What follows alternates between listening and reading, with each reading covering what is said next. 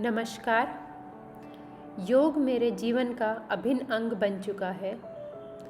अब योग की प्रैक्टिस किए बिना मेरा एक दिन भी नहीं निकलता है।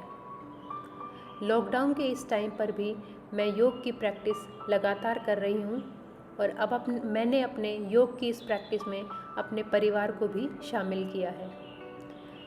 योग की प्रैक्टिस की शुरुआत कैसे हुई, इसके पीछे जो कारण हैं वो थे मेरे हेल्थ इशू। 30 साल की उम्र में ही मुझे लोअर बैक पेन की शुरुआत हो चुकी थी।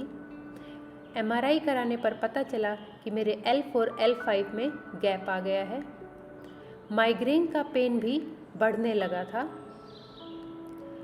धीरे धीरे जो माइग्रेन का पेन था वो असहनीय होता जा रहा था और मुझे थायराइड की समस्या भी हो चुकी थी। मुझे थायराइड बढ़ने की समस्या थी। 32 साल की उम्र में मैंने योग की प्रैक्टिस शुरू की। आज लगभग 2.5 साल हो चुके हैं मुझे योग की प्रैक्टिस करते हुए।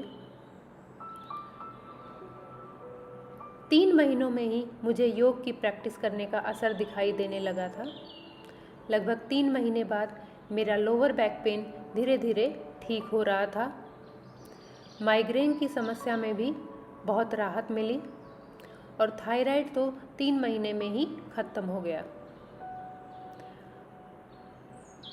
अभी मैं सिर्फ योग के एक आयाम की ही प्रैक्टिस कर रही हूँ, यानी कि आसन।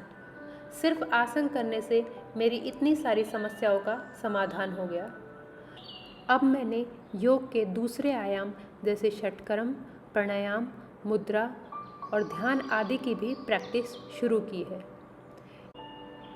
योग से मेरी फिज़िकल स्ट्रेंथ, स्टेमिना और फ्लेक्सिबिलिटी तो बढ़ी ही है, साथ ही साथ मेंटली भी मैं बहुत ज़्यादा स्ट्रॉन्ग हुई हूँ। योग ने मुझे एक नई ऊर्जा से भर दिया है और साथ ही साथ मेरे जीवन को एक नई दिशा प्रदान की है।